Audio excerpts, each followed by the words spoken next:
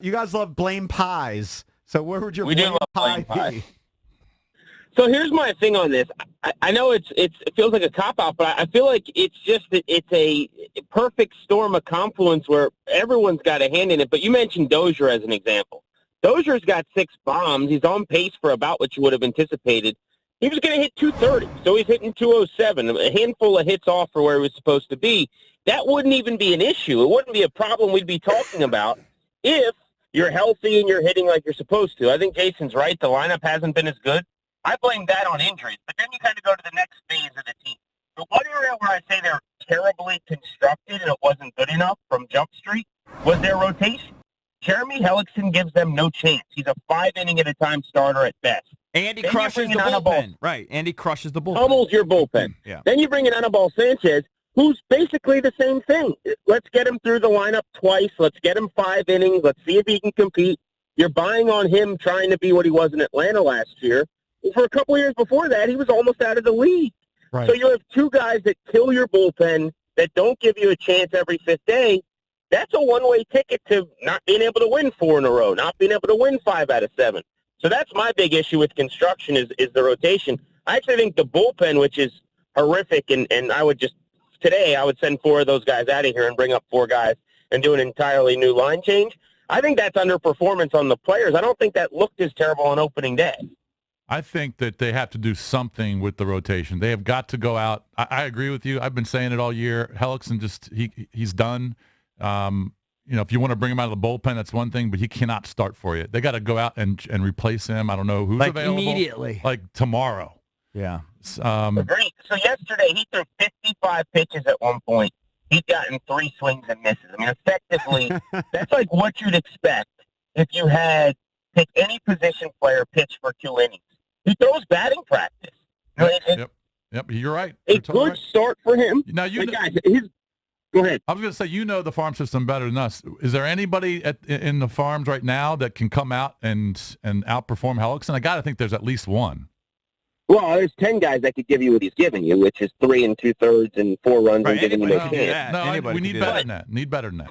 Yeah, that's it. I don't think they have anyone that's major league ready that could be a 5-6 inning at a time guy. I think you bring up, say, Will Crow, and he'd give you kind of what Jeffrey Rodriguez did last year.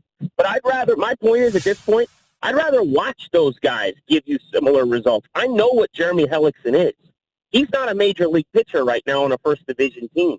I'd rather go through some of those growing pains with younger players than watch this. I'm tired of watching Matt Grace blow leads. He stinks.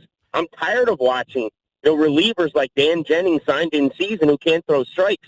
Give me younger players making the same mistakes, and I'd rather watch that at this point. Do you think there's a chance that they're going to sell off some players here? Yeah, I think if they're 8 games under 500, they have to learn from last year's mistake, and they've got to get pieces back. One thing EB said that I found interesting. So, yes, last year they had to deal with the Astros, and I was told, I asked Rizzo about this, and he denied it, and I don't know if it was true or not. I was told by someone who would have known that in that trade they were getting back a catcher named Garrett Stubbs, who was in AAA hitting over 300, and a pitcher named Josh James, who's in the big leagues right now, who throws 100. And he could either be your 4th or 5th starter at this moment, or he'd be a lights-out pitcher in your bullpen. So they definitely would have gotten pieces back for Bryce Harper that could be in the major leagues right now. The big question to me is Rendon. I would be re-signing him. Don't you guys think they have to re-sign Anthony Rendon? You can't lose him. No, JP was moving. I was fine with literally all of them except Rendon. No, I said you move him if you're not fully confident you're going to resign him. Well, you just have to sign him. He's a Boris guy, right? Like if Boris have to sign him and wants to go for the biggest thing, and you offer him like a huge amount, and he doesn't want it, you lose the negotiation. You have to sign him. He wins. Well, Boris is already, for the record, telling people. I talked to somebody this week who said Boris told them basically that they missed the boat on Anthony Rendon. Yeah. Now, I don't believe that. For the record, I think that's an agent saying what an agent's supposed to say because he's got all the leverage. Anthony Rendon has said a million times, I'm not Bryce Harper. If I want to re-sign and be here, I'm going to re-sign and be here. I just think from a business standpoint, and I think it was the right decision. He's hitting 230 in Philly right now. He wouldn't fix their problems. That's not the end of the world. If the next offseason you lose Rendon, I just think people start looking around and going, wait a second, we're not the Oakland A's. Like, why aren't we re-signing our star players here? I think it'd be a bad look. I think you're right. I think fans would be distraught. I think every fan would agree with you, but we're not writing the checks. The learners decide it's not worth it to give them $250 million. That's their business. I mean, it is their business, but the fan base is going to lose a lot of faith. I would agree with that. that. If they lose Harp and then they lose Rendon. So I think it's a no-brainer that you have to re-sign them, but the guys who are making the decisions, they may not agree. Hey, Grant. So one other thing I'll say about this, and sorry, Dominic, is two things on that front, right, with the learners. Number one, they tell you that they don't want to pay big for managers where it's not our money either. That hasn't necessarily worked. They didn't want to go over the luxury tax, right? This offseason with signing Dallas Keuchel still available, signing Craig Kimbrell still available. I think Kimbrell's going to get a job in a few weeks, by the way. If you wait till after the draft, you don't have to give up draft pick compensation. Yeah, right. And also the history of signing relievers in season. Look this year at Dan Jennings.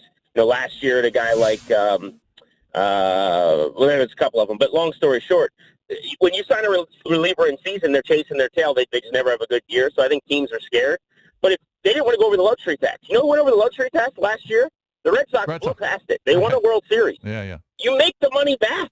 If you win games and you go to the NLCS and you're getting 40,000 people in your stadium 9 times in the playoffs, who cares about the luxury tax? Yeah. I know it's easy for me to say. It's not my money. Correct. But look, the best players cost the most money. I mean, it's pretty easy. It's simple. But Grant, we got to run. Hey, real quick, Grant. What is your Game of Thrones recap? Hold on real quick before we get to Game of Thrones.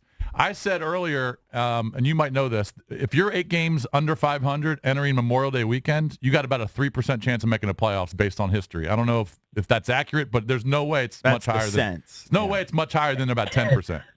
That feels about right, Bish. I mean, here's the thing. Nobody in the NL East, I don't think, is good enough to run away with the division. So we're going to be able to talk ourselves into them being in the thick of things for a while. The problem to me is not how many games back they are. Everyone keeps saying, the Phillies lost. They're only 7 back. They're 8 back. The problem is you can't go on a 9-game winning streak or win 11 of 32 when every 5th day Jeremy Hellickson or Anibal Sanchez is pitching. Well, they've won one series. 1 and 2-run they've won 1 series in the last 9. It's preposterous to talk about going to the playoffs. It's preposterous. Yeah, I think until it's like talking about, I can get this like hot chick to marry me and like if I do these 15 things. Lose your 112 pounds, stop acting like a jerk, start brushing your teeth, and then let's worry about the hot chick.